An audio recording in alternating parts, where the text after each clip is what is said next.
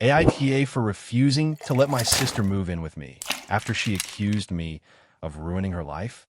I, 29M, have a sister, Erica, 27F, who I've always been very close to. Growing up, we were best friends and did everything together. Our parents split when we were kids, and since then, it felt like Erica and I relied on each other more than anyone else.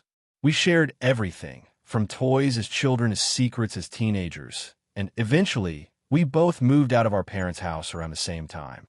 A little over a year ago, Erica started dating someone seriously, and I was thrilled for her. She had struggled with relationships in the past, and I could see how much this guy, Adam, 28M, meant to her. They had been together for about 8 months when Erica came to me one night, looking completely devastated. Apparently, Adam had cheated on her with one of his coworkers. It was a pretty rough time for her. She ended the relationship immediately and, naturally, was crushed by it. In the aftermath, Erica came to live with me for a while. I didn't hesitate to offer her a room. I thought it was the right thing to do. She was hurting, and I wanted to support her in any way I could. At first, it seemed to be the perfect arrangement. She was staying in the spare bedroom, and we spent time talking about what happened, how she was feeling, and how she planned to move forward. I really did my best to be there for her. But as time went on, things started to get a little tense. Erica wasn't the same person anymore. She became bitter and angry. Every time we talked about the breakup, she would spiral into a negative mindset. She would constantly badmouth Adam, call him a scumbag or a liar, and vent about how he ruined her life. While I understood that she was hurting, it started to feel like she was fixating on the past instead of trying to heal and move forward. About 6 months after she moved in with me, I noticed a change in her behavior. She was staying up really late, drinking a lot more than usual, and not being very social. She had always been a bit of a party girl, but it seemed like this time it was excessive. It started to affect her work life, too. She missed a couple of important meetings, and when she did show up to work, she seemed distracted and unprofessional. I was genuinely concerned about her mental and emotional state, and I tried to talk to her about it. I sat down with her one evening after dinner. I told her that I loved her and that I wanted her to get back on track. I suggested she maybe talk to a therapist or take some time for herself to focus on rebuilding her life.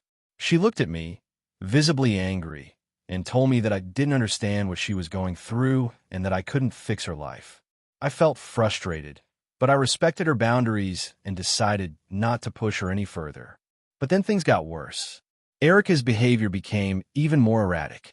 She started bringing guys over to the house, staying out all night, and barely checking in with me at all. I never minded her having her own life, but it was starting to feel like she was treating my home as a hotel. I asked her if she could tone it down a bit, just out of respect for my space. After all, I was the one giving her a place to stay. She got defensive and accused me of being controlling. At this point, I started feeling like maybe it was time for her to find her own place.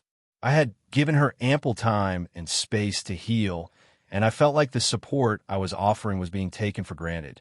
However, I didn't want to kick her out while she was in such a fragile state. So I waited a little longer, trying to figure out how best to approach the subject. One evening, Erica came home completely drunk, and I had had enough. I was tired of the late-night parties and the lack of responsibility she was showing. I told her that I thought it might be time for her to look for a place of her own. I told her that I loved her, but I couldn't keep living in this chaotic environment. She immediately broke down in tears, screaming that I didn't care about her and that I was abandoning her when she needed me most. I tried to explain that I wasn't abandoning her, but that it was important for her to take responsibility for her own life and get back on track. The next day, Erica went off on me in a way I didn't expect. She sent me a long text message accusing me of ruining her life by letting her down when she needed me most. She said that I was a terrible brother, that I'd made her feel like she was a burden, and that she would never forgive me. She said that if I truly cared about her, I would let her stay as long as she needed, without expecting her to change. I was honestly stunned. I'd been doing everything I could to help her, but I had reached the point where I felt like I was enabling her unhealthy behavior. It felt like nothing I did was enough, and she was so caught up in her bitterness that she couldn't see what I was trying to do. I had offered her a place to live when she had no one else, tried to help her emotionally, and even helped her financially when things were tough. And now, I was the bad guy for wanting to set boundaries. I responded, telling her that I loved her and would always support her, but that I couldn't continue enabling her behavior. I explained that I wanted her to take responsibility for her life and make some positive changes. I also told her that I thought it was time for her to find her own place, as I needed peace and stability in my own home. It's been a week, and Erica hasn't spoken to me. Our parents are on her side, and they've been sending me messages telling me that I'm being unreasonable and that I should just let her stay as long as she needs. They think I'm being heartless, and I'm starting to feel guilty about the whole situation. But at the same time, I know I've done everything I can, and I don't think I'm wrong for wanting my space and peace back. So, Reddit, AITA for refusing to let my sister live with me anymore. If you enjoyed the video, don't forget to leave a like and subscribe to the channel. It helps the content grow and motivates me to create even more great videos. Turn on notifications so you don't miss any new uploads. By the way, I'm curious, when do you usually watch my videos? While working, studying, or just relaxing at home? Let me know in the comments. I'd love to hear from you. Thank you for your support. AITA for refusing to let my brother's girlfriend live with me. Even though they are struggling financially, I, 28M, have a brother, Daniel, 30M, who has been in a long-term relationship with his girlfriend, Emily, 29F, for about 4 years now. They've always had a rocky relationship, but I never got too involved in their issues. They live in a different city than me, but I try to stay in touch with them as much as possible. Lately, their financial situation has become a lot worse. Daniel was laid off from his job a few months ago, and Emily is self-employed but hasn't been getting much work lately. They've been struggling to make ends meet, and I've tried to help them out in small ways, like paying for a few groceries here and there or sending money when I can. A few weeks ago, Daniel called me and asked if I would be willing to let Emily stay with me for a while. Apparently, their lease is ending and they can't afford to renew it. He said that Emily was feeling really down and that they didn't know what else to do. At first, I said I wasn't sure because I live in a one-bedroom apartment, and while it's cozy for me, adding another person to the mix would be a tight squeeze. He was very insistent, though, saying that they just needed a few weeks to get back on their feet and that it would really help them out. He mentioned that they were both having trouble finding a place they could afford in their area, and they couldn't afford a moving truck to get all their things to a different location. I still hesitated, but he seemed really desperate. He told me that he didn't want to break up with Emily, and that they'd already been fighting a lot about money, and he felt like having her stay with me would help them avoid even bigger issues. I thought about it for a few days, and I honestly felt torn. On one hand, I wanted to help out because he's my brother, and I know they're going through a tough time. On the other hand, I really value my space, and I didn't know how well Emily and I would get along under the circumstances. I also work from home, and my apartment is not the biggest, so the idea of having someone around 24/7 for an indefinite period was making me uneasy. After giving it some thought, I finally told Daniel that I couldn't do it. I explained that while I understood they were in a tough situation, I just didn't feel comfortable with it. I also told him that I had limited space and that it wasn't just a matter of them needing somewhere to stay. I also had to think about my own well-being. I said that I didn't want to be put in the position of feeling like I had to constantly help them financially and emotionally. I also mentioned that having someone living with me might change the dynamics of my apartment in a way I wasn't sure I could handle. Daniel got really upset. He said I was being unsupportive and that it felt like I didn't care about him or his relationship. He said that I should understand what it's like to be struggling, especially since I've been through financial difficulties before, though to be honest, I've always been able to pull myself out of those situations. He said that he was just asking for a few weeks, and that it wasn't like I was being asked to house both of them, just Emily. He even accused me of being selfish and of not thinking about the fact that they have nowhere else to go. He said they had been living in a small town and now had no choice but to come to the city, where rent is higher and the competition for apartments is fierce. I told him I didn't think it was fair to put that pressure on me, and that he shouldn't be asking me to sacrifice my personal space and comfort for his relationship's problems. I said I would be willing to help them in other ways, but I just couldn't agree to have someone living with me for an indefinite period. He ended up hanging up on me, and I didn't hear from him for a few days. A few days later, I got a call from Emily. She was really upset and told me she understood my decision, but that it hurt her feelings.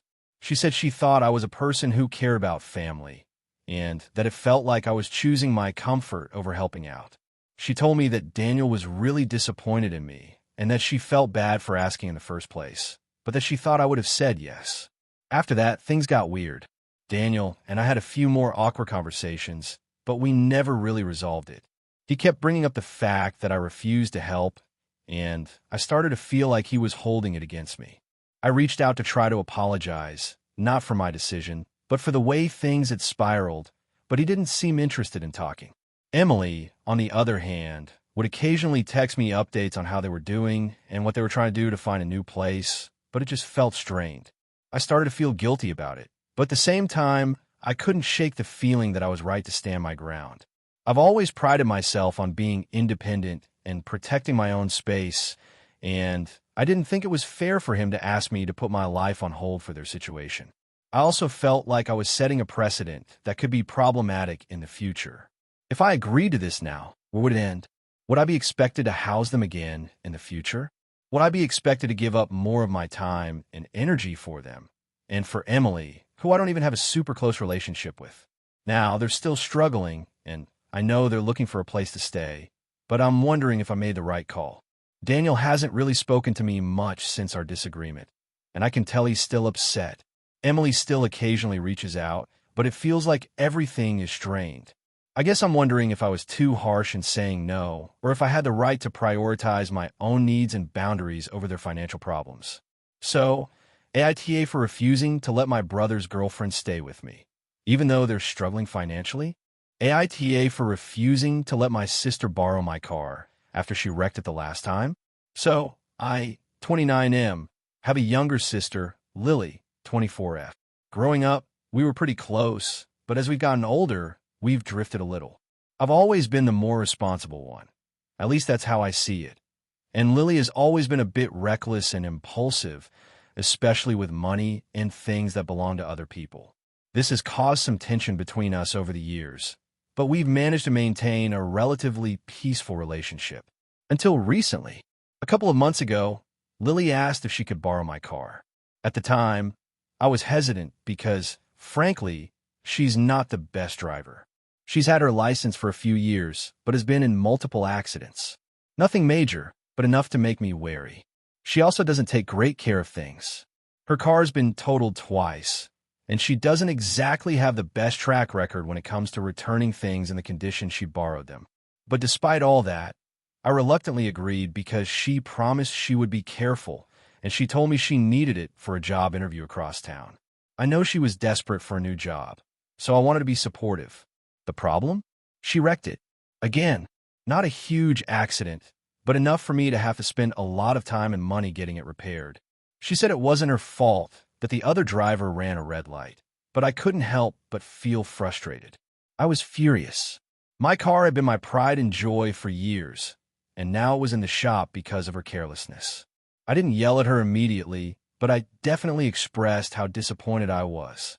She apologized profusely and promised to make it right, which she did in the end by covering the repair costs. She also assured me she'd never borrow it again unless I felt comfortable with it. I appreciated that, but I still felt the anger linger. Fast forward to a few weeks ago. Lily calls me again, asking if she can borrow my car for a few days because her car is in the shop. Again, no surprise there. I immediately said no. I don't want to put myself in a situation where I'm constantly worrying about whether or not she's going to wreck it. I reminded her the last time she borrowed it and how upset I was. I told her that, as much as I love her, I didn't feel comfortable lending it to her anymore. She was not happy about my response. Lily got really upset and started saying that I was being selfish, that I was holding a grudge over something that had happened months ago. She said I was being petty and that I should trust her more. She mentioned that I was being unreasonable since it was just a car, and it's not like I was using it all the time. She told me that she's in a tough spot right now, and it wasn't fair of me to not help her out when I'm in a position to do so. I tried explaining to her that it wasn't just about the car, it's about trust. She had already proven that she wasn't reliable with it, and I didn't want to risk damaging it again. But she wouldn't listen. She kept pushing and even brought up some personal things, like how I've never helped her out in the way she's helped me in the past. She mentioned a time when she let me stay at her place for a few weeks when I was between apartments, but I've always paid her back for anything I owe her, and I didn't think it was relevant to the current situation. Eventually, she started getting really angry and said that I was being a terrible brother for not helping her when she needed it the most. That hit me hard, but I still stood my ground. I said that I couldn't help her this time, and that was the end of it. She hung up on me, and I haven't heard from her since. A few days ago, I got a message from our mom, who asked if I was really going to leave Lily hanging like this. Apparently, Lily had been crying to her about how hurt she was that I wouldn't lend her my car. Mom said I was being unfair and that family is supposed to help each other out. She implied that I was being too rigid and that I should put my pride aside. I know my mom means well, but this only added to the pressure I was feeling. Now, I'm starting to wonder if I'm being too hard on Lily. I know she's made mistakes, but she really is struggling right now. She's been in and out of jobs, and I know she's barely scraping by. On the other hand, I feel like I'm within my rights to be cautious about lending her my car, especially given her history with accidents. I also think I shouldn't have to give in just because she's asking for help. I work hard for what I have, and I don't think I should be expected to give up something I value just because my sister is in a rough spot. So, AITA for refusing to lend my sister my car after she wrecked it last time? Should I have been more understanding, or am I justified in my decision? AITA for refusing to lend my friend my car after she repeatedly wrecked hers and expects me to cover her costs? I 29F have a car that I take great pride in. It's an older model, but I've maintained it well, and it's important to me. I work hard to keep it in good condition and have a strict maintenance schedule. I don't often let people drive it, except for a few close family members and my significant other, but it's generally just mine. I've known Sarah, 28F, for several years now. We met in college, and while we're not best friends, we've always been friendly and kept in touch. Over the last year, Sarah's been going through a rough patch. She lost her job during the pandemic, and since then, things haven't been easy for her.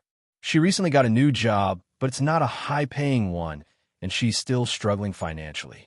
On top of that, her car has been giving her issues for months. She's had multiple breakdowns, and every time she tries to get it fixed, it seems like there's always another expensive problem with it. A few weeks ago, she asked me if she could borrow my car for a day because hers was in the shop again. I was hesitant but agreed, mostly because I know how hard things have been for her. I let her borrow it with the understanding that she would take good care of it and return it with a full tank of gas. She was really grateful and promised she'd be careful. A day later, she called me in a panic, saying that she had scraped the side of my car on a parking garage pillar. It wasn't a huge scrape, but it was still noticeable. She apologized profusely and promised to pay for the repairs, which I was honestly thankful for. I didn't want to make a big deal of it, so I told her I'd get a quote for the damage and we could go from there. The next week, when I took my car to get the damage assessed, the quote for the repair was around $500. I sent Sarah the estimate, and she told me she didn't have that much money and couldn't afford to pay it all at once. I understood. So we worked out a plan where she'd pay me $100 per month until the debt was covered. This was a bit of a stretch for her, but she said she was committed to paying me back. A few weeks later, she reached out again. This time, her car had broken down on the side of the road, and she was stranded. She asked if she could borrow my car for another day. She promised it would only be for a few hours, and since I wasn't using it, I agreed. Big mistake. That evening, I got a text from Sarah saying she'd accidentally hit a curb while parking and that the tire had popped. She had to call a tow truck to take the car to a repair shop. I was fuming but tried to stay calm. I asked her if she was okay, and she said everything was fine. But when I went to pick up my car the next day, I found that she had also cracked one of the rims and left a dent in the bumper. This was no longer just a small scrape. This was significant damage. The repair bill for the rim and bumper came out to $800. I was livid. I felt like I'd been too generous by lending her my car in the first place, and I was starting to feel like she was taking advantage of me. I confronted Sarah about the damage, and she apologized again, but this time she didn't offer to pay the full amount. Instead, she said she could only cover a small part of it, maybe $200 at most, because she was really struggling. She said she was sorry, but she just couldn't afford to pay the rest. I was furious. I told her that if she couldn't pay for the repairs, she'd have to find another way to get around. I also told her that I would no longer be lending her my car, no matter what. She got defensive and said that I was being unfair and that I was just punishing her for something that was an accident. She said she didn't understand why I couldn't just let it go and trust her to take care of my car. At this point, I was done. I told her that I wasn't responsible for her financial struggles and that it wasn't fair for me to keep covering the costs of her mistakes. She tried to argue, but I told her I needed some space and that we'd talk about this later. Since then, Sarah hasn't spoken to me much. She's posted on social media about how tough things have been for her and how she feels like people aren't supporting her. I know she's talking about me, and part of me feels guilty for not helping her more, but another part of me feels like I've already done enough. I've been nothing but kind to her, and I don't think I'm in the wrong for wanting to protect my car and my finances. A few mutual friends have reached out to me, saying I'm being too harsh and that I should just let it go. They say accidents happen, and I'm punishing Sarah for things that were out of her control. But I feel like I'm not the one at fault here. I'm not a bank, and I'm not her personal insurance company. So, AITA for refusing to lend Sarah my car after everything that's happened, and for insisting she pay me back for the repairs. I feel like I'm justified, but maybe I'm being too stubborn. AITA for not helping my friend after they ignored my boundaries multiple times. I, 28M, have a friend, Sam, 29M, who I've known for about 10 years. We met in college, and we've been through a lot together, from breakups to family issues to personal struggles. Over the years, I'd say we've been really close. Sam is one of those people who can be a lot to handle at times, but I've always been patient with him because, well, that's what friends do, right? Recently, however, I've been feeling like I'm constantly putting in more effort than Sam, and it's been exhausting. I'm usually the one who's expected to drop everything to help him, but when I've needed support, he hasn't been there for me in the same way. The final straw came about 2 months ago, and it's been bothering me ever since. Let me explain. A few months ago, I moved into a new apartment. It's a great place, a bit on the smaller side, but it's exactly what I need. I've always valued having a calm and peaceful living space, especially after a long workday. When I moved in, I told Sam that he was welcome to come over anytime, but that I'd really appreciate it if he respected my space and didn't just drop by unannounced. Sam has a habit of being impulsive.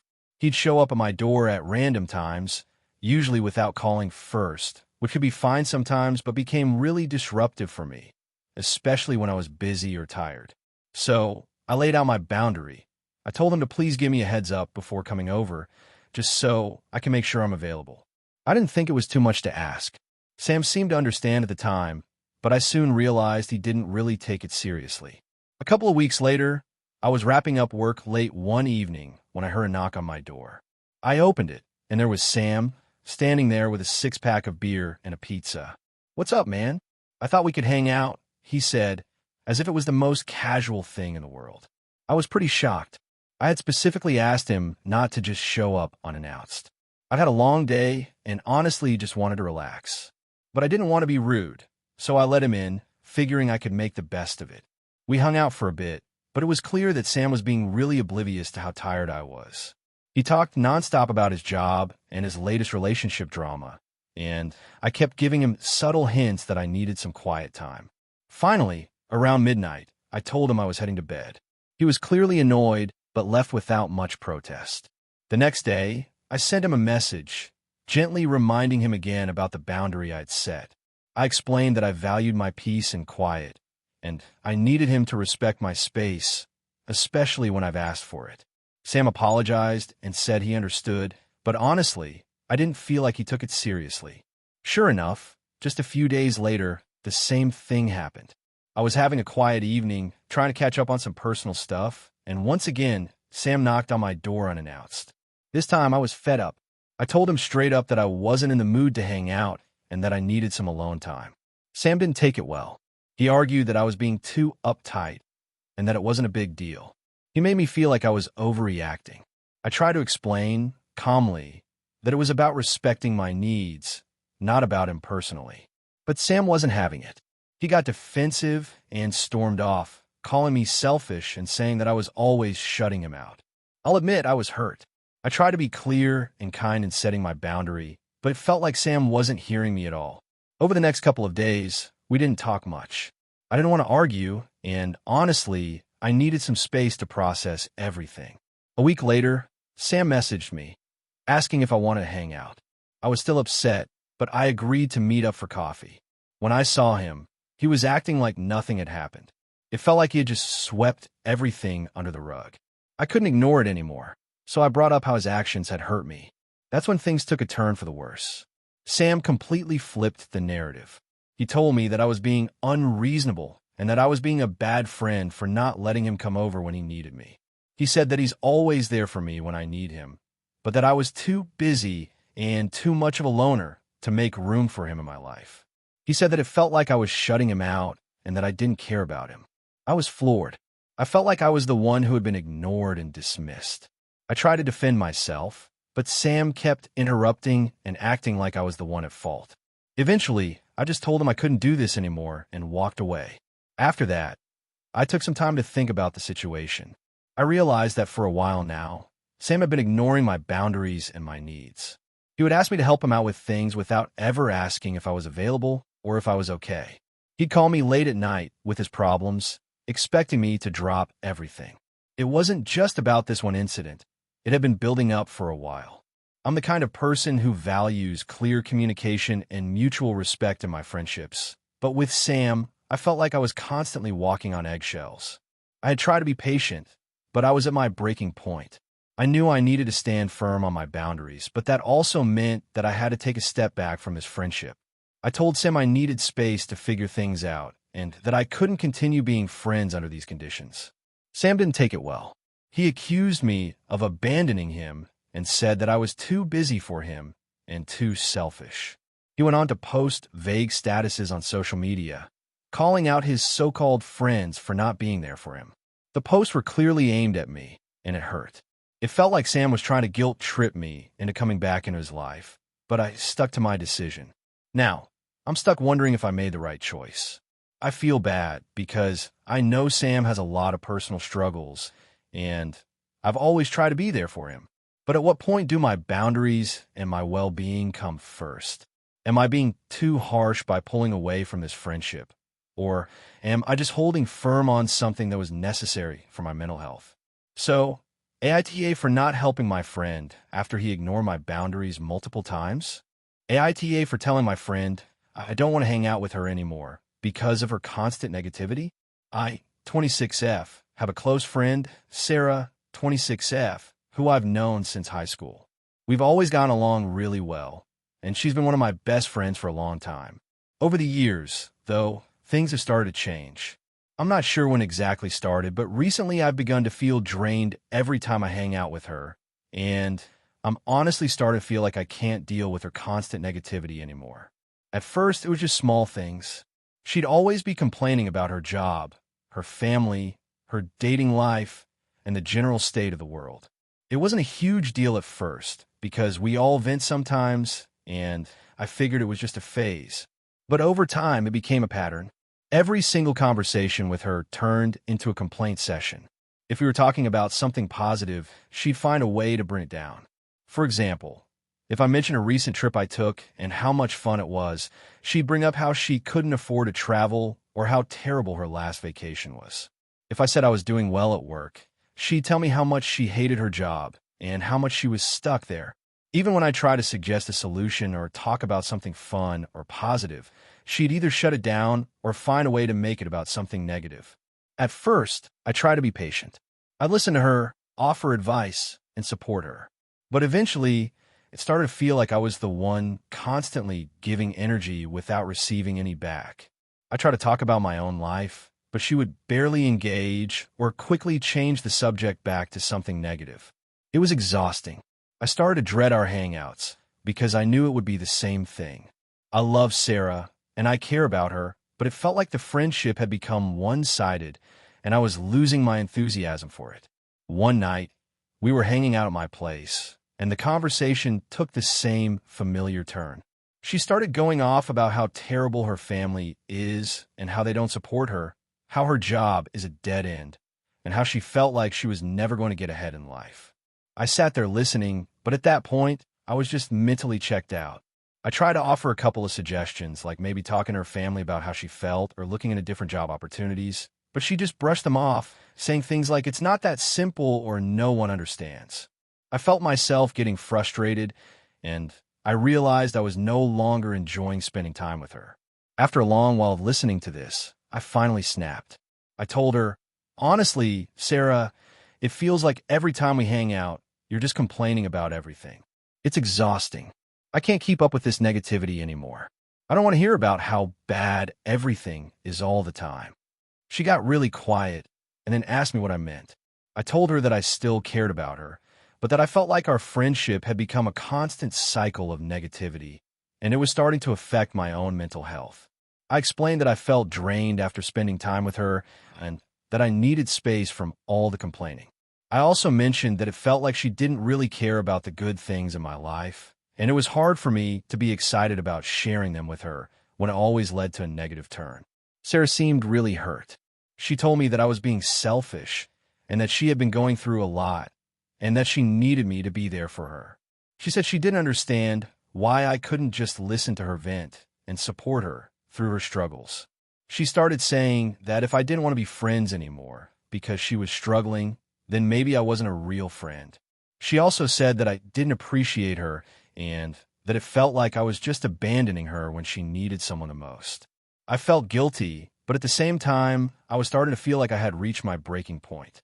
I tried to explain that it wasn't about abandoning her, but about my own well-being.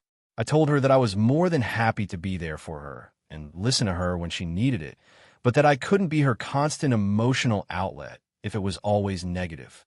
I needed balance in the friendship, and at the moment, it felt like I was carrying all the emotional labor. The conversation ended on a tense note, with her saying that she needed time to think. A few days later, she texted me saying she was hurt but understood what I was saying, but that she still didn't know how she felt about everything. I haven't heard from her much since then, and I've been thinking about whether I was too harsh on her. I understand she's going through a tough time, but I feel like I've been patient for so long, and I'm not sure how much more I can take. Now I'm wondering if I'm being a bad friend. Am I the asshole for telling her I don't want to hang out with her anymore because of her constant negativity? I feel guilty, but at the same time, I'm starting to prioritize my own mental health, and it's hard to feel like I'm the one being selfish when I've been the one supporting her for so long. I want to be there for her, but I also want to have a friendship that feels balanced and positive, not one that drains me every time we talk. So, AITA for wanting to distance myself from a friend because of her negativity? AITA for not wanting to babysit my niece anymore after my sister refused to help when I was sick? So I, 30M, have a younger sister, Jess, 27F, who has a daughter, Olivia, 5. I've always been very close with Jess, even though we've had some tension in the past. I've always been the one in the family to help out with things, whether it's lending money, helping her move, or taking care of Olivia when she needed it. But recently, I've started to feel like I'm being taken advantage of, and I'm wondering if I'm being too harsh. It all started about 6 months ago when Jess asked if I could help watch Olivia for a few hours on a Saturday so she could go out with friends. This wasn't unusual. I've babysat for her plenty of times, and I love spending time with Olivia. I agreed without hesitation, but this time, things were a little different. That Saturday morning, I woke up feeling really sick. My throat was sore, I had chills, and I was achy all over. I knew I probably had a cold or something worse, but I didn't want to cancel on Jess. She had been looking forward to this outing for weeks, and she didn't have many chances to go out because of Olivia. So, I pushed through, grabbed some medicine, and tried to rest before Olivia came over. When Jess dropped Olivia off, I felt awful. I was running a fever and struggling to keep my energy up. I told Jess about how I was feeling, but she seemed a little annoyed that I was mentioning it. She brushed it off and told me to just rest and take care of Olivia. It'll be fine. She kissed Olivia goodbye and left. The next few hours were a blur of trying to keep Olivia entertained while feeling like I was going to pass out. She was in a hyperactive mood and wanted to play, run around, and do crafts. I did my best, but by the time Jess came back to pick her up, I was completely exhausted. I felt like I had been hit by a truck, and my symptoms had gotten worse. Jess came back around 6 p.m., and when she arrived, I was sitting on the couch, wrapped in a blanket, looking like death. She barely acknowledged how I was feeling and just asked if Olivia had behaved. I told her that Olivia was fine, but that I wasn't feeling well at all. Jess said something like, "You're probably just being dramatic, but thanks for watching her," and quickly took Olivia out the door without a word of concern. I didn't even get a "hope you feel better" or anything, which stung a little, to be honest. That night, my symptoms got even worse. I ended up calling in sick to work the next day because I couldn't get out of bed. I was running a fever, feeling weak, and completely miserable. I couldn't help but think about how Jess hadn't really checked in on me or offered to help in any way. I know she's busy, but she's my sister, and I felt like a simple "are you okay?" would have gone a long way. Fast forward a few weeks, and I'm still feeling a little resentful, but I didn't want to make a big deal out of it. Jess asked me again to babysit Olivia for a few hours, and while I was still feeling a little hesitant, I agreed because I love spending time with my niece. But this time, I was determined to make it clear that I wasn't just going to drop everything without at least a little help or appreciation. I texted Jess that I was feeling a little sick again and that I would need her to check in on me later that day. She replied with something like, "Okay, no problem. I'll check in when I get home," and seemed fine with it. But when Olivia was dropped off, Jess barely acknowledged that I wasn't feeling well again. It was like she'd completely forgotten about the last time. I watched Olivia, but this time, I couldn't ignore how upset I was. I didn't want to snap at Olivia, so I just kept my feelings to myself and tried to keep things lighthearted. But when Jess returned, she didn't ask about my health at all. She just thanked me quickly, grabbed Olivia, and left. This time, I was genuinely hurt. I decided that I had had enough. The next time Jess asked me to babysit, I told her I wasn't able to help out anymore. I explained that I had been feeling sick on and off, and while I love spending time with Olivia, I wasn't in a position to watch her for hours at a time without any real support or appreciation from her. Jess was immediately upset, and she asked me why I was being so dramatic about it. She said that she didn't ask for me to be sick and that it wasn't her responsibility to check in on me when she needed help with Olivia. We had a heated argument, and she accused me of making it about myself instead of thinking about Olivia. I told her that I had no problem watching Olivia when I'm well, but I couldn't keep doing it when I felt unappreciated, especially after I had been there for her in the past during some tough times. Since then, Jess has barely spoken to me. She's posted on social media about how hard it is being a single mom and how she can't rely on anyone for help. She's implied that I'm selfish for not stepping up when she needs it most. Our mom has also gotten involved, saying I'm being too harsh and that I need to help my sister more because she's a single parent. Mom said that I shouldn't be so quick to refuse family, especially when it comes to something like babysitting. I feel like I'm justified in setting this boundary, but at the same time, I feel guilty for refusing to help. I know Jess is going through a lot, but I can't keep putting myself in a position where I feel unappreciated or taken for granted. AITA for refusing to babysit my niece anymore after my sister never helped when I was sick? Am I being too harsh for standing up for myself? AITA for telling my sister that she's not allowed to bring her kids to my house anymore after they destroy my furniture? So I, 30F, have a sister, Claire, 28F, who has 2 kids, Ben, 5, and Emma, 3. I love my niece and nephew, but the thing is, they're extremely energetic and, in my opinion, out of control most of the time. Claire and I have always had a bit of a rocky relationship, mostly because she's never really understood boundaries when it comes to her kids. Now, I'm not saying I don't understand kids being kids. I have a few friends with kids, and while they're energetic, they're also well-behaved and respectful when they visit my place. That's not the case with Claire's kids. Over the years, I've noticed that whenever she brings them over, they tend to be really destructive. I've talked to her about it multiple times, but she always brushes it off, saying they're just kids, they're curious, or you know how kids are. I get it, but at the same time, I can't have them tearing up my home just because she doesn't want to discipline them. About a month ago, I invited Claire and her kids over for dinner. I made a nice meal, and we were all sitting around talking when Ben and Emma started running around the house, screaming and knocking things over. I was already getting frustrated, but when I went to check on the damage, I found that Ben had somehow gotten into my bedroom, and he was jumping on my bed. It's a memory foam bed that's relatively expensive, and I had just spent money on a new duvet cover. The duvet cover was now ripped, and my bed frame had deep scratches on it from where he was bouncing around. I tried to keep my cool and calmly told Ben that he wasn't allowed to jump on the bed. Claire didn't react immediately, so I went to her and said, "Claire, I know it's hard, but I really need you to keep an eye on them. They're getting into things and causing damage." She nodded but didn't say much. A few minutes later, Emma had spilled her juice all over the couch, which was another thing I had just bought, and then Ben tried to climb up on the counter to grab a cookie jar, knocking it over in the process. At this point, I was incredibly frustrated. I told Claire that I needed her to help clean up and watch them a little more carefully. She looked at me like I was overreacting and said, "They're kids, they don't know any better." By the end of the evening, I was exhausted.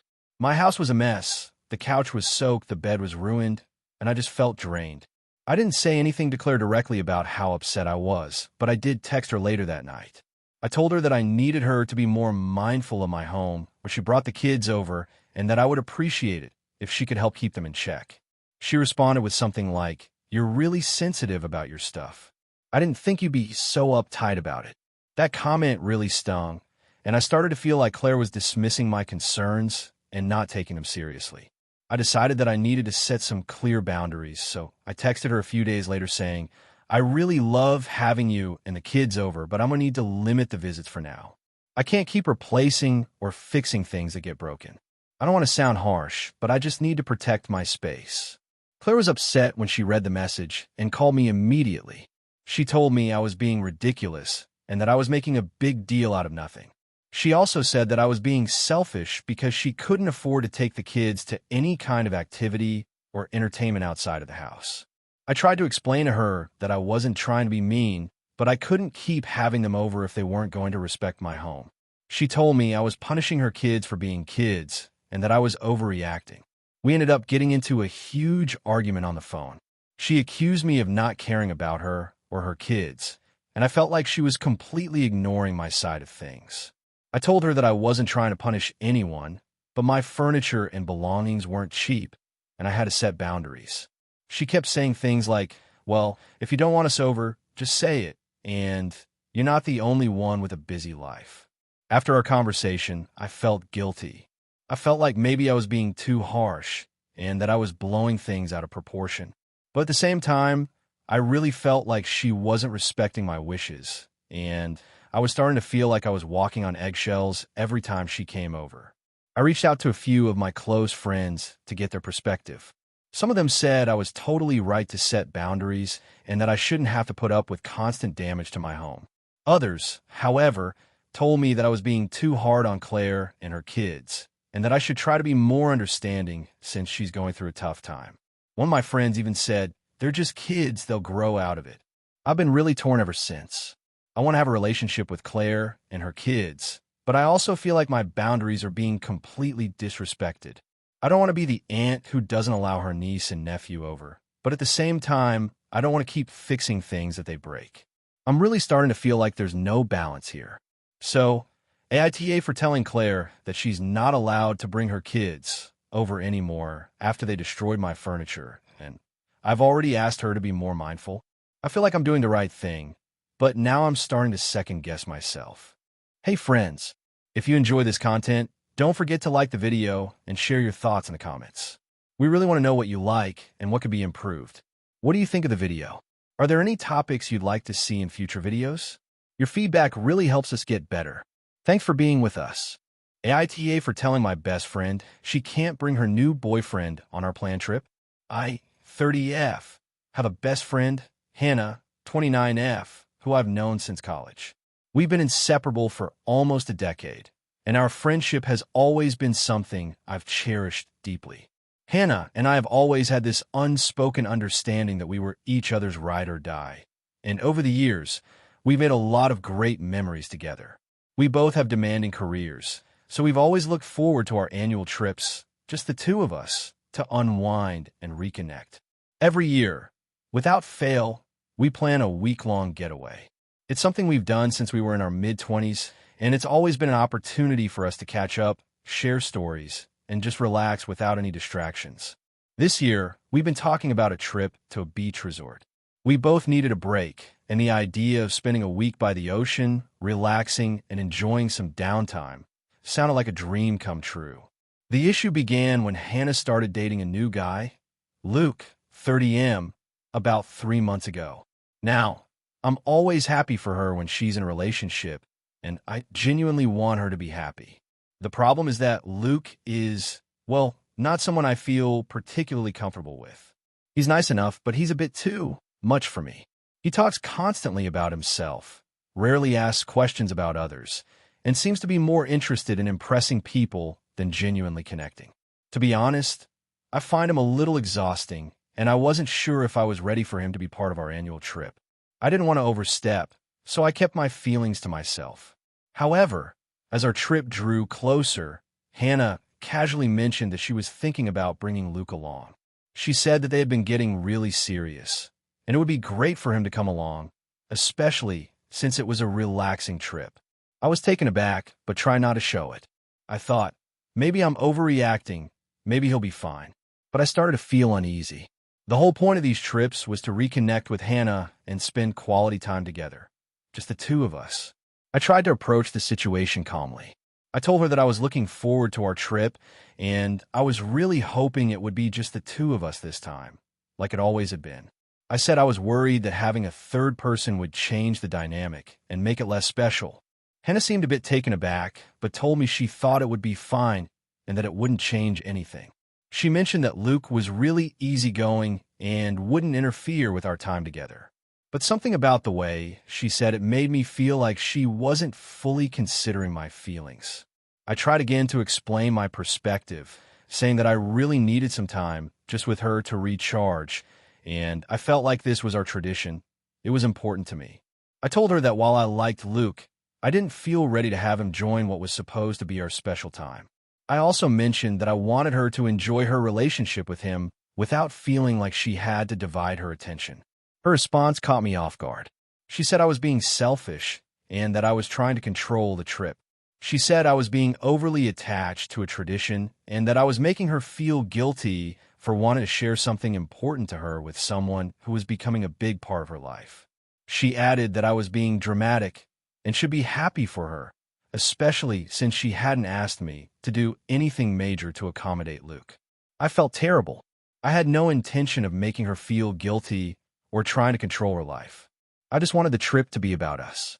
I told her I was just looking forward to spending time together, and I didn't want to feel like the third wheel on a trip that was supposed to be for us. But the more I explained, the more it seemed like she was getting frustrated and defensive. She started saying things like, "I can't believe you're making me choose between you and my boyfriend," and that I was so jealous of their relationship. The conversation went round and round, and eventually, I found myself saying something that I regretted. I told her that if she really wanted to bring Luke, then maybe I should just cancel the trip altogether. I suggested that perhaps it wasn't meant to be, because if she couldn't understand why I felt the way I did, then maybe it wasn't the right time. As soon as the words left my mouth, I realized how harsh they sounded, but I felt backed into a corner. Hannah didn't speak to me for 2 days after that. When she finally reached out, it was through a text. She told me that she was really upset by my reaction and felt hurt by the fact that I was making her feel like she had to choose between me and her boyfriend. She said that I was being controlling and manipulative and that I wasn't respecting her autonomy. She told me she was really disappointed in how I handled things and that this trip wasn't going to be the same if I couldn't get over my issue with Luke. I felt sick. I never meant to hurt her, and now it felt like everything was spiraling out of control. I called her to apologize, but when we spoke, it was clear that she wasn't ready to let things go. She said I should have just accepted Luke from the start and that she couldn't understand why I was making such a big deal out of something so small. I tried to explain again how important this trip was to me and how I didn't want to feel like I was pushing her into a situation where she had to choose. But she was still upset. Now, a week has passed, and things are still tense. I've been thinking a lot about what happened.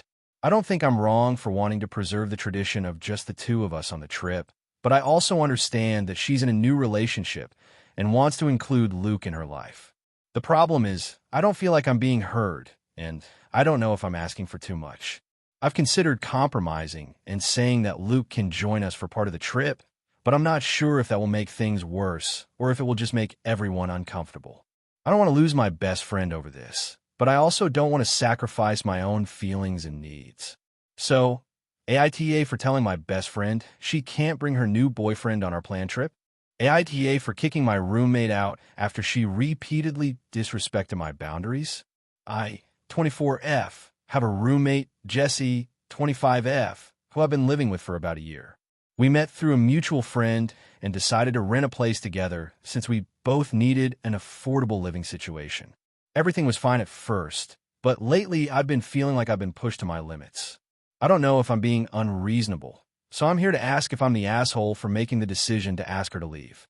To give some background, when we first moved in together, we established a pretty straightforward set of boundaries. We both agreed that we'd respect each other's privacy, we'd keep the common areas clean, and we'd be mindful of each other's schedules, especially since I work from home. I thought everything was going fine, but over the past few months, Jessie has started breaking these boundaries, and it's really starting to get on my nerves. The first issue started about 2 months ago. Jessie has a habit of bringing people over without asking me first. It's not like I'm opposed to guests, but I like to know in advance. I work from home most days, and I don't want random people in the apartment when I'm trying to focus on work. The first few times she did this, I let it slide. I just go to my room and lock the door so I could work in peace. But after a few instances, I brought it up to her and explained that it was bothering me. I told her that I would appreciate it if she could at least let me know ahead of time when she was planning to have people over, just so I could adjust my work schedule or plan accordingly. She seemed to understand and apologized, but the problem didn't stop. In fact, it got worse. Now, not only would she bring people over without telling me, but she'd often leave them in the living room while she disappeared into her room, leaving me to deal with the noise and the awkwardness of having strangers in the apartment. I had to constantly retreat to my room to get any work done, which, as you can imagine, made it difficult for me to be productive. The second issue is cleanliness. We had agreed to split the cleaning duties, and it started off okay. I'd clean the bathroom, she'd vacuum the living room and kitchen, and we'd take turns with the dishes. But over the last couple of months, Jessie has been slacking off. I'm not talking about missing a cleaning session here and there, but rather ignoring the tasks completely. The dishes would pile up for days, and I'd often find myself scrubbing the bathroom or vacuuming the living room because she'd forget or not have time. I tried addressing it politely the first couple of times, saying things like, "Hey, the dishes are piling up again," or "the bathroom really needs a cleaning." But after a while, I started to get frustrated. It felt like I was doing most of the cleaning work and that she didn't seem to care or appreciate it. One day, I lost my patience and sent her a message. "I can't keep cleaning up after you. We agreed to take turns with chores, and I'm not going to be the only one doing the work. Can you please start pulling your weight?" Her response was not what I expected. She texted back saying, "I'm just really busy and tired. You're overreacting." She didn't apologize, and she didn't make any effort to change. After that, I started cleaning less. I thought if she saw the mess piling up, she'd finally take some responsibility, but instead, she would just complain about it to me. She'd say things like, "The apartment is such a mess," but never lift a finger to help. The final straw came a few weeks ago. I had asked Jessie several times to be more mindful of our shared space and to respect my work environment, especially since I was working from home. The thing is, Jessie's social life is pretty active. She's constantly inviting people over, and sometimes they would stay until late at night. One evening, she had a few friends over, and they were being extremely loud. I had an important meeting the next morning, so I asked her to keep it down. She said she would, but the noise didn't stop. I could hear them laughing, talking, and even yelling down the hallway. I had to retreat to my bedroom, but I still couldn't sleep because the noise was so bad. Around 11 p.m., I went into the living room and asked her politely to quiet down. She responded by saying, "It's just a little noise, chill out. You're being dramatic." I felt like I was being disrespected at that point. I asked her again to keep it down, and she refused. That's when I told her that I couldn't live like this anymore. I said, "Jesse, I've asked you multiple times to respect my space and my boundaries, and you keep ignoring me. I can't keep doing this." She didn't take me seriously and accused me of being too uptight and not fun. The next day, I was so frustrated that I ended up texting her a message saying that I wanted her to move out. I told her that I couldn't live with someone who constantly disregards my boundaries and doesn't contribute equally to the household. I told her that I needed peace and respect, and that it wasn't working for me anymore. She was absolutely livid. She called me a selfish bitch and said that I was kicking her out for no reason and being dramatic. She said I was overreacting and that I was being unfair by asking her to leave when she didn't think she'd done anything wrong. I told her that I felt disrespected and unappreciated, and that I had given her plenty of chances to change. She refused to acknowledge that she had done anything wrong, and she got even angrier. I know this is a big decision, and I feel bad for kicking her out, but at the same time, I feel like I've been really patient. I've talked to her multiple times about the same issues, and nothing has changed. I feel like I've been taken advantage of, and I'm at a point where I can't tolerate it anymore. Now, I'm left wondering if I was too harsh. I understand that we all have our struggles, but I don't think I should have to sacrifice my own well-being and peace of mind for someone who repeatedly disregards my boundaries. Am I the asshole for asking her to leave? So, AITA for kicking my roommate out after she repeatedly disrespected my boundaries? AITA for not inviting my childhood friend to my wedding after she lied about my fiancé? I, 28M, recently got married to my amazing fiancée, Rachel, 27F. We've been together for about 4 years, and after a long engagement, we finally tied the knot last month. Our wedding was beautiful, intimate, and full of love. The only issue is that my childhood friend, Tina, 28F, was not invited, and that's where the drama started. Tina and I have known each other since we were kids. We grew up together, went to the same school, and stayed close throughout our teenage years. Over the years, I've considered Tina one of my best friends, but we started drifting apart during college. While I focused on my studies and getting into my career, Tina's life took a different path. She didn't finish college and was very much still figuring things out. But despite the distance, we always managed to stay in touch and remain friends. I thought we'd always be able to pick up where we left off, and I genuinely considered her family. Fast forward to a year ago when Rachel and I got engaged. I was beyond excited to share the news with everyone, especially Tina. I sent her a text right away, and we talked about the wedding plans over the phone. She was happy for me and seemed genuinely excited. I thought everything was going well and didn't expect anything to go wrong. However, about 3 months before the wedding, Tina started acting strangely. She would cancel plans, not return calls, and would sometimes make comments that didn't sit well with me. She would always say things like, "I bet Rachel's not as great as you think she is," or, "I'm not sure she's really the one for you." I brushed it off at first, thinking she was just having a hard time with change and maybe feeling left out of my life as Rachel and I got more serious. But as the wedding got closer, her behavior started escalating. One night, Rachel and I were hosting a small dinner with a few close friends to discuss the wedding details, and Tina showed up uninvited. She had been drinking and came in with a negative attitude. I tried to be polite, but the conversation quickly turned awkward when Tina started making snide comments about Rachel's family, her career, and even her looks. It was so out of place and hurtful. I had never seen her act like that before. Rachel was visibly uncomfortable, and I could tell she was trying hard to stay civil. But Tina wouldn't let up. Finally, Rachel had to leave the table to take a break, and I had to ask Tina to leave. Afterward, I tried talking to Tina about her behavior. She acted like nothing had happened, brushing it off as just a little harmless fun. I told her that I didn't appreciate her attitude and that Rachel was my future wife. If she couldn't be supportive, I wasn't sure if we could continue this friendship. Tina promised she was just being protective and that she'd be better, but I wasn't sure if I believed her. The next few weeks were full of tense conversations where Tina kept pushing boundaries, making more and more negative comments about Rachel, and I started to realize that there was some deep-seated resentment on her part that I didn't understand. The tipping point came when I found out from a mutual friend that Tina had been telling people that Rachel had trapped me into marrying her. Apparently, she had been spreading rumors about how Rachel was using me for my job and money. I was furious. Not only was this an outrageous lie, but it was also incredibly hurtful to Rachel, who had done nothing but support me throughout our relationship. I confronted Tina about it, and she denied it, but the damage was already done. I felt like Tina didn't respect me, my relationship, or my choices. I tried to talk to her one last time, but she continued to make excuses for her behavior and refused to apologize. It was clear to me that Tina had some jealousy or unresolved issues with me and Rachel being together. I finally made the decision to not invite her to the wedding, and I told her why. I explained that her actions had hurt both me and Rachel, and I couldn't have someone who was spreading lies and negativity around my special day. Tina was livid.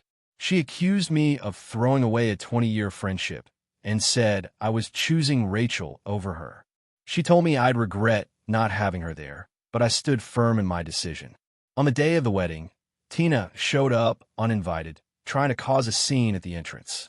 I had security remove her from the venue, which was heartbreaking, but I couldn't have her ruining our day. Afterward, I received several angry messages from her, calling me a bad friend and telling me I was choosing Rachel's side, without understanding her feelings. A lot of people in my life, including some family members, have been questioning my decision, saying that I should have forgiven Tina or at least let it go for the sake of our history. They argue that I'm overreacting and that Tina didn't mean any harm. I get that friendships change and sometimes people grow apart, but I've always believed that respect and honesty are the foundation of any relationship, and Tina violated both. I don't know if it's just me being protective of Rachel or if I'm genuinely justified in distancing myself from Tina. I've been told that I should have tried harder to repair the friendship, but I honestly don't think I could have done anything more to fix it. I feel like she burned that bridge herself. Now I'm torn. I understand that some people think I should have handled things differently, but at the same time, I don't want to sacrifice my relationship with Rachel for someone who clearly doesn't respect her or me. AITA for not inviting my childhood friend to my wedding after she lied about my fiancé and continued to disrespect her? Should I have made more of an effort to fix things with Tina, or am I justified in cutting her out of my life? AITA for refusing to let my friend move into my apartment after she kept asking, even though I know she's going through a rough time? So I, 27F, live in a one-bedroom apartment that I'm really proud of. I work hard to pay the rent on time, keep the place tidy, and maintain a comfortable living situation. It's my sanctuary, and I've worked hard to make it a place where I can unwind after a long day. I've had a few roommates in the past, but for the past year, I've been living alone, and it's been amazing. I love the peace and quiet and the freedom of having the place to myself. Now, let me tell you a little bit about my friend, Rachel, 28F. We've known each other since college, and we've always been close, though we've had our ups and downs. Recently, she's been going through a rough patch. She lost her job about 6 months ago and has been struggling to find something new. She was living with her boyfriend, but they broke up a few months ago, and she's been living in a temporary situation since then, staying with different friends or crashing at family members' places. It's been a tough time for her, and I know she's feeling lost and defeated. I genuinely feel bad for her, but I've also been feeling a bit overwhelmed by her constant requests for help. At first, Rachel started asking if she could stay with me for a few days while she sorted things out. She said she was looking for a new place but needed somewhere to crash in the meantime. I agreed, and she came over for what was supposed to be a week. However, that week turned into almost a month. She was always asking if she could stay longer because she still hadn't found the right place or wasn't sure where she wanted to live yet. I didn't want to turn her away because I felt bad about her situation, but by the end of the month, I started to feel a little uncomfortable. My apartment, which I had worked so hard to make my own space, felt cramped with someone else constantly there. I tried to talk to her about it a few times, gently suggesting that she start looking for something more permanent because I didn't feel comfortable with her overstaying her welcome. But every time I brought it up, she would get upset and say things like, "I don't know where else to go," or "I really need a safe space right now." It made me feel guilty, and I ended up letting it slide. Eventually, I told her she could stay for another month, thinking it would be the last stretch before she got her act together. During that second month, things got worse. Rachel started to make herself more at home, leaving her stuff everywhere. She would leave dishes piling up in the sink, sometimes for days, and her laundry would pile up in the living room. I tried to talk to her about it, but she just brushed it off, saying things like, "I'm not used to having to do everything for myself," or "I'm really stressed out right now, so I can't focus on cleaning." I tried to be understanding, but it became a point of tension between us. I also noticed she was spending a lot of time on her phone, texting, and talking to other people about her situation, but never really seemed to make any concrete plans to get out. I understand that she was going through a tough time, but I started to feel like she was taking advantage of my hospitality and using my place as a safety net without actually making an effort to improve her situation. Then, one day, she dropped a bombshell. She told me that she had decided she wanted to move in with me permanently because she couldn't afford rent on her own right now and really needed someone to lean on. She said she didn't want to live alone because it was too isolating and she couldn't get back on her feet without a strong support system. She made it sound like this was the only option for her. I was shocked. I told her I didn't feel comfortable with that and that I wasn't ready to have someone live with me full time. She immediately started to cry, saying I was being unsupportive and that she really didn't have anywhere else to go. She said she was getting tired of bouncing around from place to place and just needed stability. This put me in a really tough position. I felt for her, and I knew she was going through a rough time, but I didn't think it was fair for me to give up my space entirely for her. I have my own needs, too, and I don't want to compromise my peace just because someone else is struggling. I told her I wasn't ready to have a permanent roommate and that I needed to be able to have my own space. I suggested that she look into renting a room in a shared apartment or even a studio apartment if she could afford it, but she didn't seem open to those ideas. Instead, she kept coming back to how I was being selfish and how I was abandoning her during her time of need. After that conversation, she started calling and texting me constantly, asking if I'd reconsider. She would send me long messages about how she didn't have any other options and how I was her only hope. I felt so guilty, and I started to second-guess myself. Maybe I was being too harsh. Maybe I was being selfish for not helping her when she clearly needed me the most. But at the same time, I knew I wasn't in the wrong. I didn't know her in my apartment, especially when she wasn't making any real effort to improve her situation. I've had my own financial struggles and personal issues, and I understand what it's like to feel overwhelmed. But I also know that everyone needs to find a way to take responsibility for their own life and not just rely on others indefinitely. So now I'm stuck. Rachel keeps telling me I'm being unreasonable, and I feel like I'm being painted as the villain for not letting her live with me. My other friends have been telling me I'm right to set boundaries, but some of them also say I should help her more since she's going through a tough time.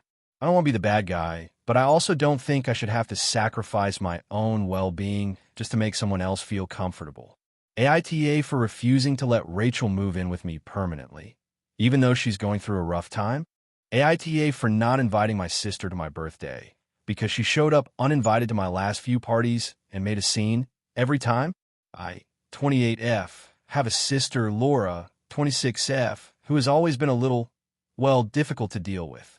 Our parents have always said that Laura and I are very different people, and that's putting it mildly. Where I'm quiet, introverted, and prefer small, low-key gatherings, Laura is the life of the party. She loves attention, and while I respect her confidence, it's often in a way that makes me feel uncomfortable, especially when it comes to our family events. This year, I decided to keep my birthday low-key. I'm not someone who enjoys big celebrations, and honestly, I just wanted to spend the day with a few close friends. I planned a small dinner with my closest friends at a nice restaurant, and that was going to be it. Simple, intimate, and no drama. I sent out a group chat invitation to a few friends and made it clear that I wanted a calm and fun evening with no extra fuss. Now, the issue is Laura. For the past few years, she has shown up uninvited to my birthday parties and made a scene. Every single time. Let me explain. The first time this happened was 2 years ago. I had invited a small group of friends to my apartment for a quiet evening. We were all just planning to have a few drinks, hang out, and maybe play some board games. Everything was going fine until Laura showed up. She arrived with a group of her friends whom I had never met, and it immediately shifted the entire vibe of the night. She was loud, taking shots with people I barely knew and dominating the conversation. She kept trying to make me the center of attention, even though I was trying to have a calm, chill evening. At one point, she actually stood up and made a toast, saying how great it was that I had such a small, pathetic birthday party, and how I should let loose and have fun for once. It was embarrassing, and I was left trying to manage her and her friends while still keeping my own party on track. The next year, I made it clear in the group text that I wanted the celebration to be small and intimate. I didn't want any surprises, and I specifically told Laura that I'd already made plans and didn't want her to bring extra people or crash the party. She assured me she would respect my wishes. Well, of course, she didn't.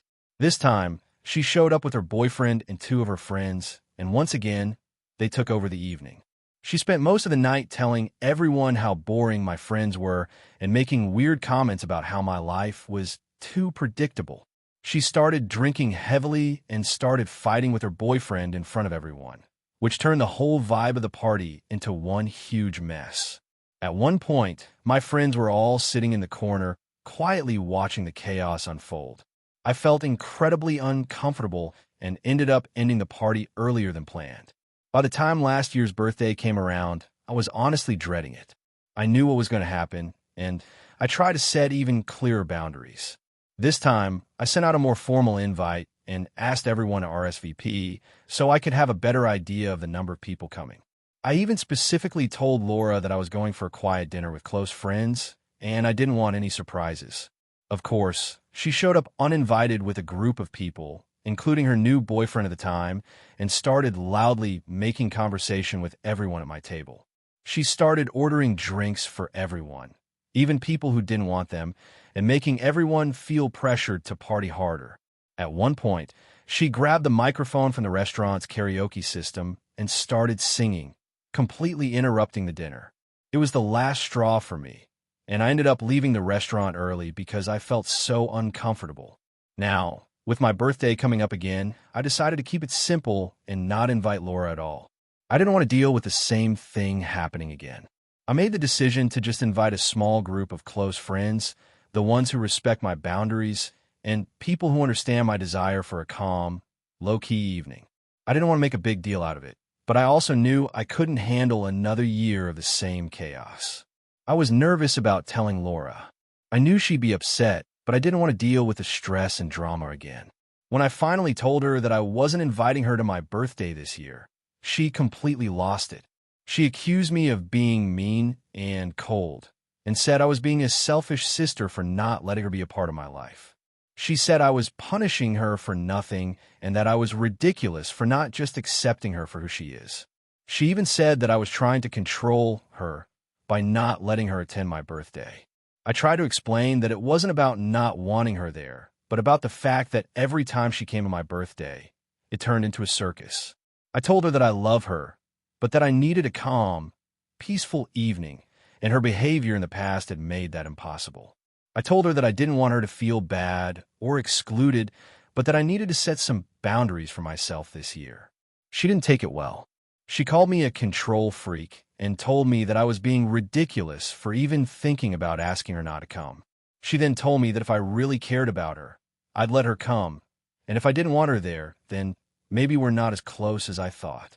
That really stung, because I've always tried to be there for her, even when she drives me crazy, but it felt like she was trying to guilt me into letting her come, even though I had made it clear why I didn't want her there. After the conversation, she hasn't spoken to me much.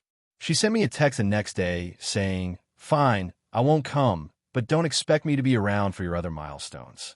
I felt awful, but at the same time, I felt like I couldn't keep enabling her behavior. I love my sister, but I don't feel like I'm being unreasonable by wanting a peaceful birthday without the drama she tends to bring. I'm still torn about this. On one hand, I feel like I'm being fair and setting boundaries that are important for my mental health. On the other hand, I don't want to hurt my sister or push her away completely. But I'm also tired of the constant drama every time we try to celebrate something. So, AITA for not inviting my sister to my birthday because she showed up uninvited to my last few parties and made a scene every time. AITA for refusing to let my mom attend my therapy sessions after she kept violating my privacy. I, 25F, have been in therapy for about a year now, and it's been one of the best decisions I've ever made.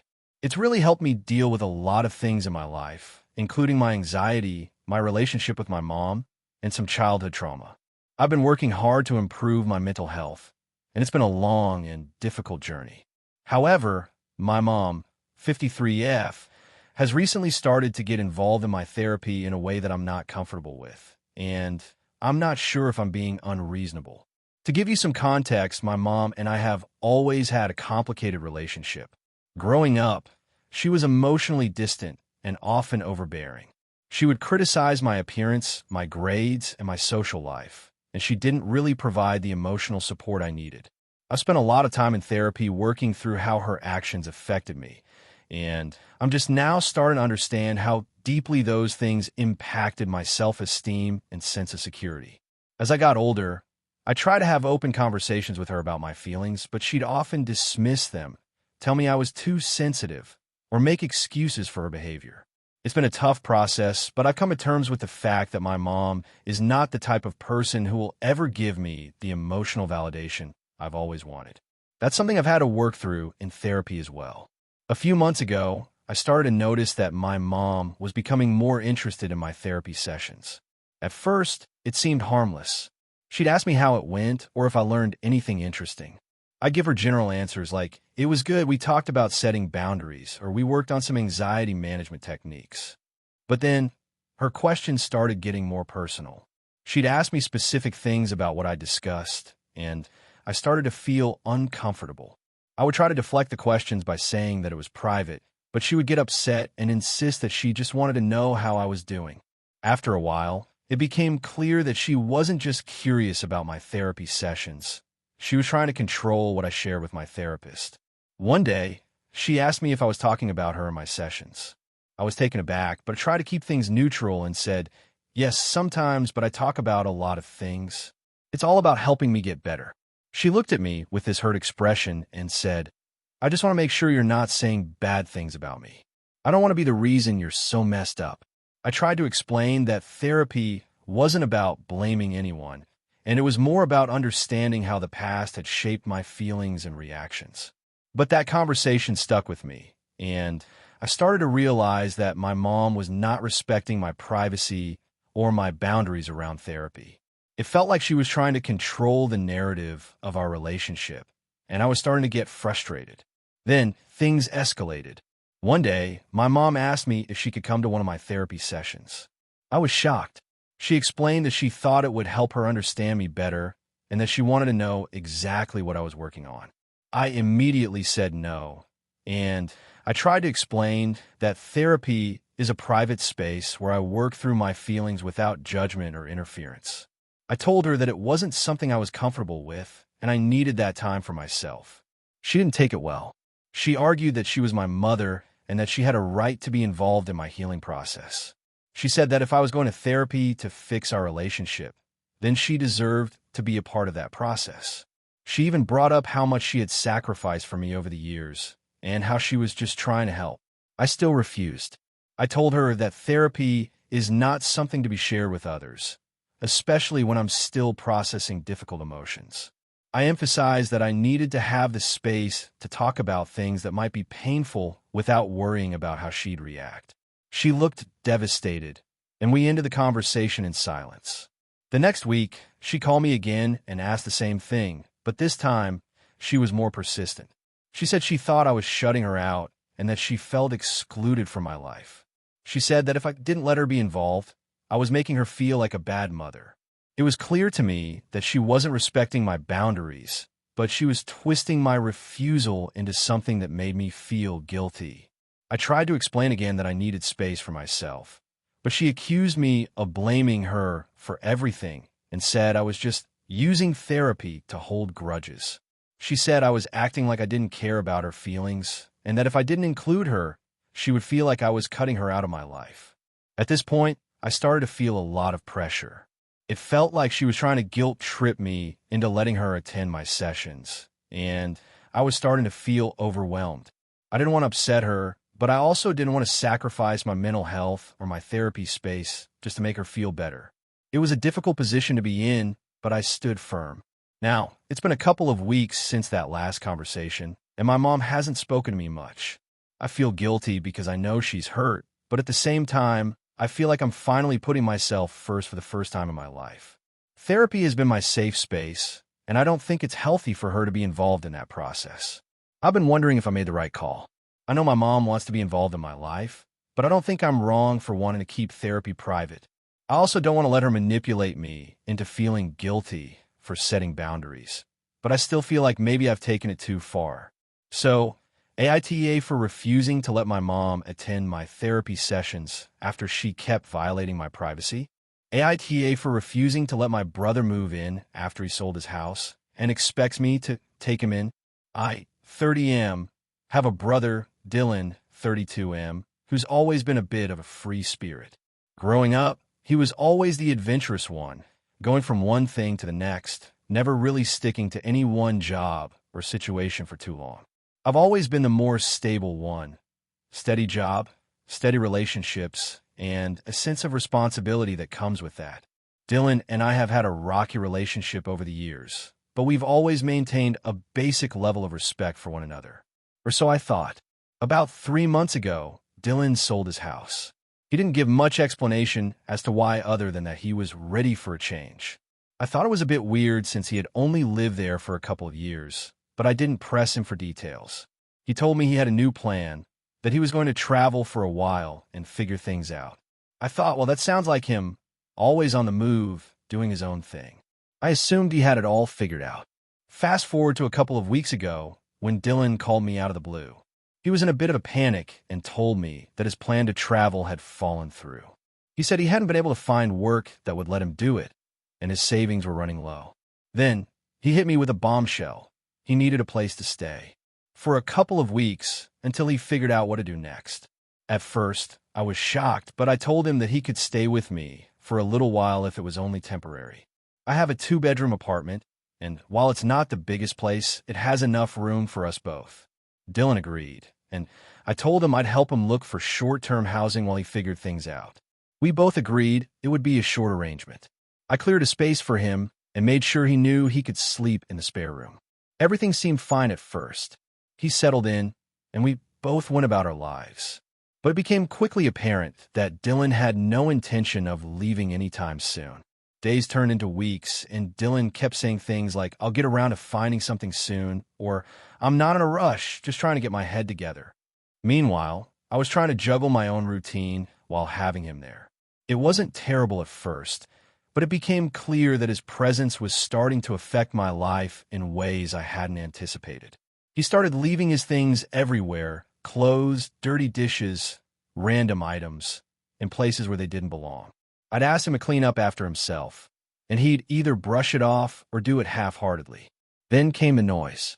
Dylan has a habit of staying up late into the night, playing music loudly, or talking on the phone with friends until 3 a.m. I work a regular 9-to-5 job, and it was starting to affect my sleep. I brought it up a couple of times, but it didn't seem to make any difference. The final straw came last week. Dylan told me he was thinking about selling the rest of his stuff, including his car, and moving in permanently with me. I was floored. I hadn't even considered that this arrangement would go beyond a few weeks, but now it was clear he expected me to just accept him staying indefinitely. I told him that I wasn't comfortable with that. I explained that I had always enjoyed my privacy, and I value my space. I also mentioned that I wasn't sure I could handle living with him long-term, given how things have been going so far. Dylan got upset. He accused me of being selfish and of not being there for family.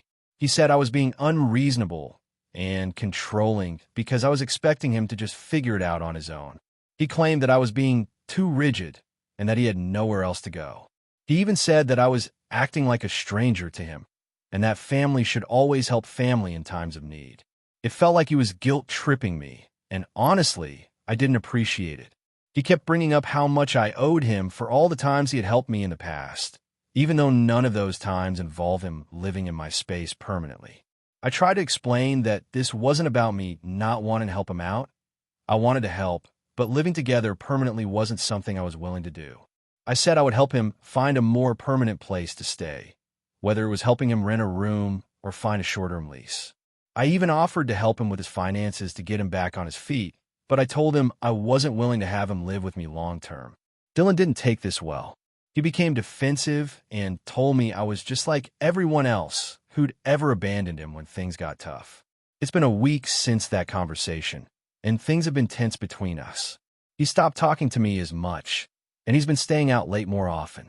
Every time I ask him about moving out or getting his own place, he changes the subject or gets angry with me. I'm getting frustrated. He's now staying in the guest room, but I feel like it's becoming clear that he's expecting me to just accept him being here indefinitely, and I don't think that's fair to me. It's not that I don't want to help him.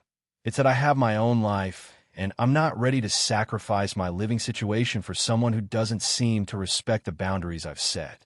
I'm starting to feel guilty, though. Some of our family members have reached out to me, saying I should be more understanding and that family is supposed to support each other no matter what. They keep saying that Dylan is in a tough spot and that I should be more patient with him. But I feel like I've been more than patient already. I've been clear about my boundaries, and I don't think I'm asking too much. So, AITA for refusing to let my brother move in permanently after he sold his house and has no clear plan for what's next? Am I being too harsh for wanting him to respect my space and move out? Should I be doing more to help him? Or am I justified in saying no? AITA for refusing to give my sister money after she accused me of being selfish? I, 32M, have a younger sister, Mia, 28F, and we've always had a fairly close relationship. Growing up, we were inseparable. We shared everything, from clothes to our secrets, and I've always done my best to support her in any way I can. We've had our disagreements here and there, but we've always worked through them, and I've never felt like we were on bad terms. Recently, however, things have gotten more complicated. Mia has been in a pretty rough financial spot for the last year. She lost her job during the pandemic and has struggled to find something stable since then.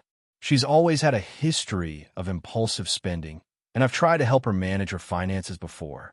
She's also been living in a place she can't afford, and every time I talk to her, she's stressed about how she's going to pay her bills. A few weeks ago, Mia called me in tears, saying she had gotten behind on rent and was facing eviction if she didn't come up with the money soon. She said she had already sold most of her things and didn't know where else to turn. I listened to her, and as much as I hate to see her struggling, I was very hesitant to lend her the money. I've helped her out before, but each time, it felt like it didn't really solve anything. She would promise to pay me back, and then a few months later, she'd be in the same position again. After some thinking, I decided to sit down with her and have an honest conversation about it. I told her I loved her and that I wanted to help, but I also needed to be upfront about my concerns.